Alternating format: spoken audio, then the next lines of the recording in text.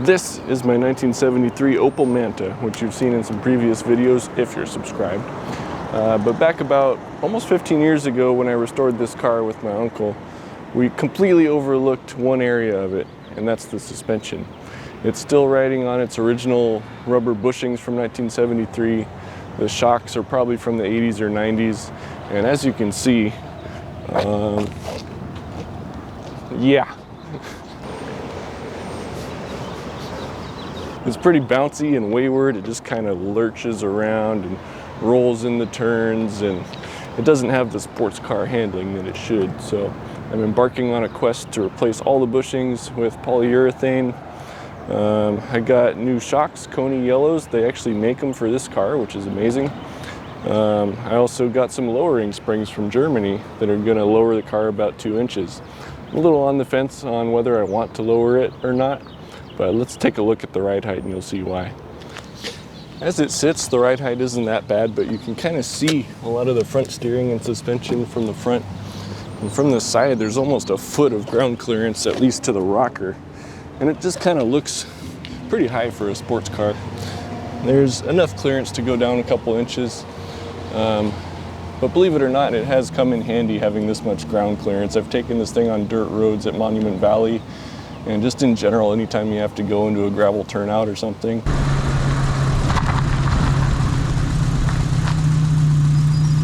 Or a steep driveway, it is nice to have the clearance. So I don't know, I'm a little on the fence, but it will look pretty cool, so we'll see.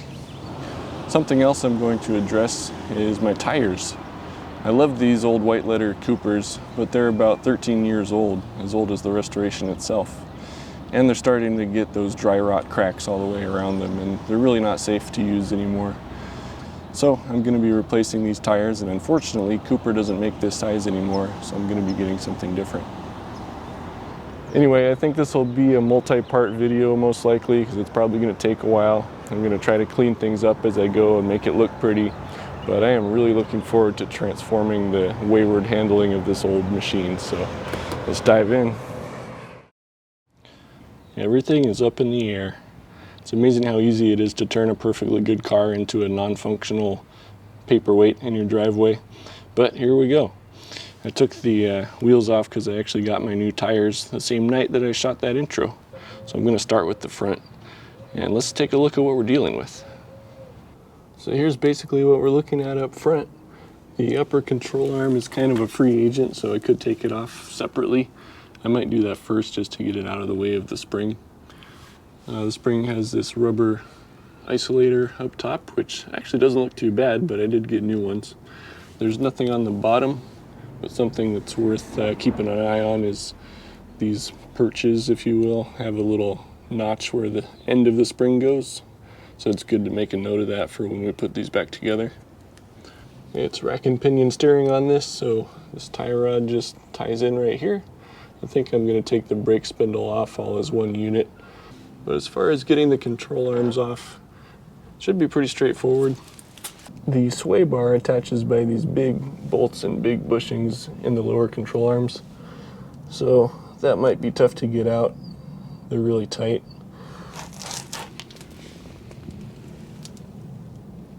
It comes through the back side here.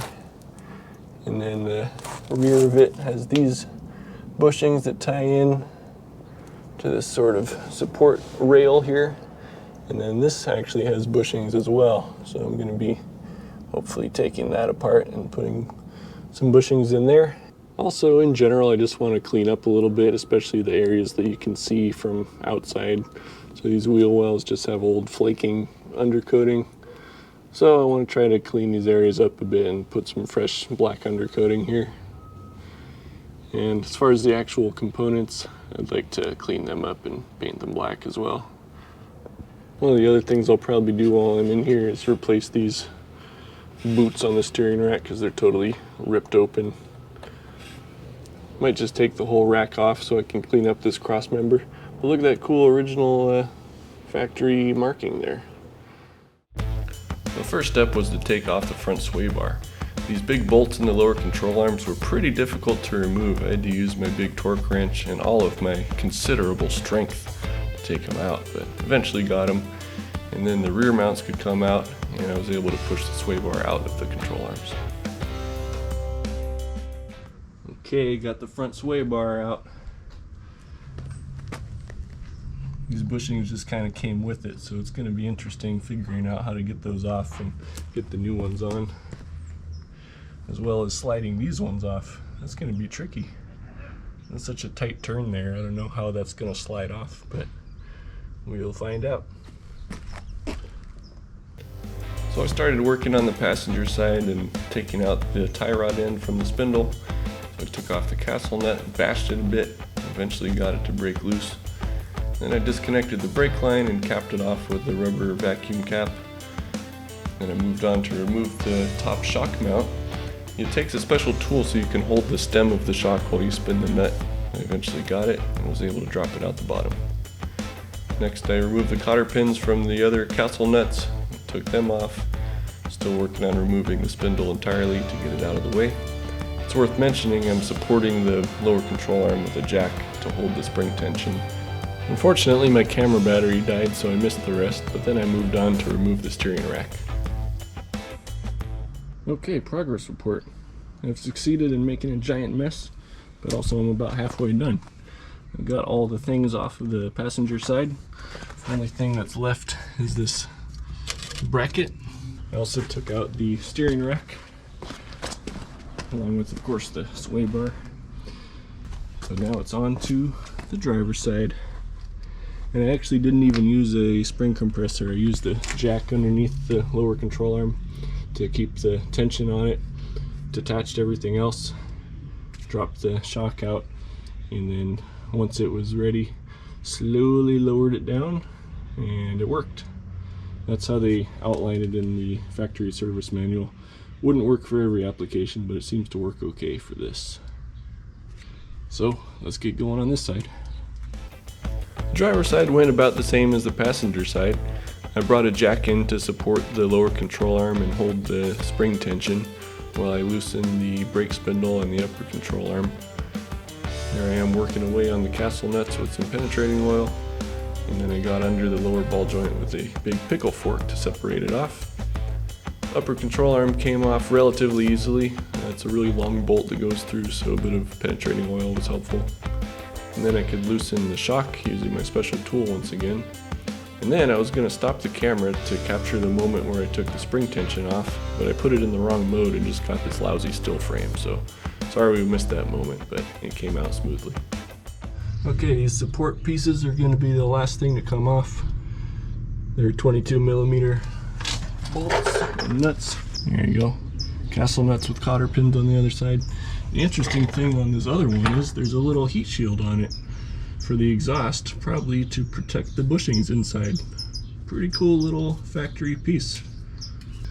Anyways, I'm gonna go ahead and struggle with these off camera, and I'll come back when they're off. Well, there you have it. All the things are now out. That took a while. It's now, as you can tell by the light, the end of the day. I'm super grungy and tired.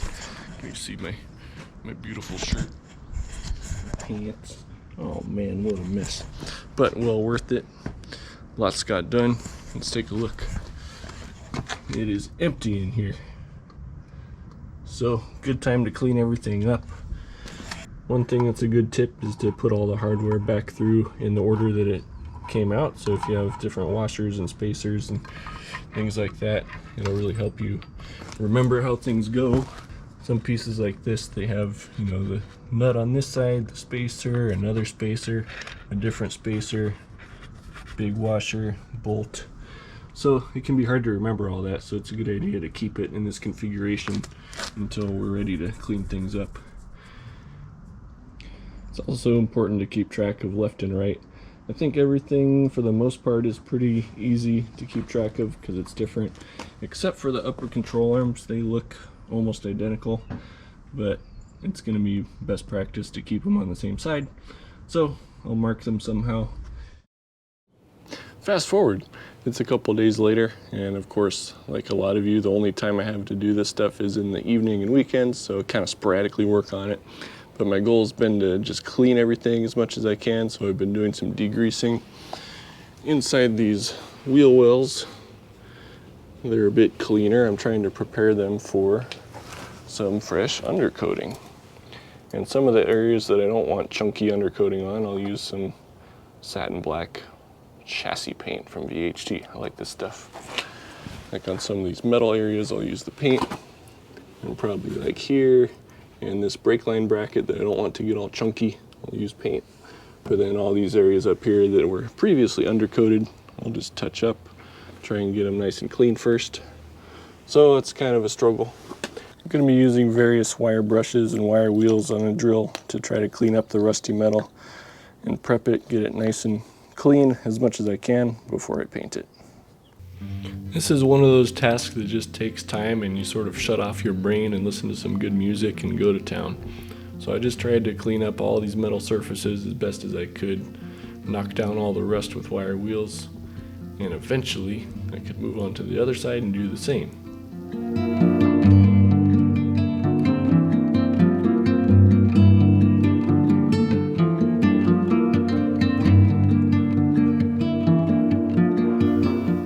Once all the metal was cleaned up, I could finally go grab some wax and grease remover and wipe everything down, make sure it's clean and ready to paint. Finally, when everything was about as clean as I could get it, I went to town with my spray paint and a highly sophisticated masking method of a cardboard cereal box. Alright, here we are. It's actually been a couple days, but I've put a total of 2 coats of paint on this stuff, mainly this main cross member here, and a little bit on the frame rail and this bracket here as well. Still need to do the actual undercoating, that'll be next. So I'll just go over these areas, probably by hand with some wax and grease remover just to make sure it's clean. Try to knock loose anything else that wants to come loose. And of course I'll try not to get any overspray outside. But this is looking a lot better. To summarize this process, which actually took quite a while, I just went to town cleaning these areas by hand using mostly wax and grease remover with some degreaser. And I found they're in pretty good condition. I'm glad I did the cleanup, but it's all in the prep. So then I masked off the wheel arches with some wide masking tape and carefully sprayed a coat of the undercoating.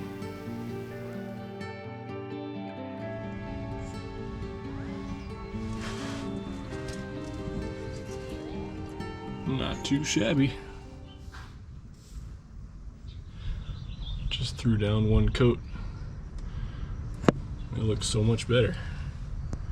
And when you're looking at the car from the side, you're not going to see all that dirty old grunge in there and flaked off undercoating. It's just going to be a nice dark background that's going to make the wheels stand out. It just looks nice and clean.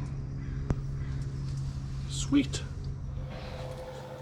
Well, this seems like a pretty good place to chop this video up into a different segment now that we got that front undercarriage all nice and cleaned up. But I still have to clean up all those crusty old components that came out. I have to press out all the old bushings and ball joints and clean up all the rust and old paint, repaint them, make them beautiful, put new bushings in, figure out what to do with all the old rusty hardware. And then there's the whole rear suspension to deal with, so yeah, and cleaning up the rear undercarriage too. So this is going to be about 27 videos.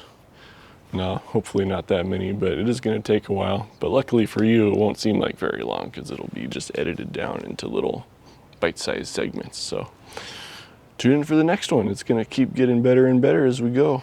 And I'm really excited to see how this car drives once this is all done. So I will see you in the next one.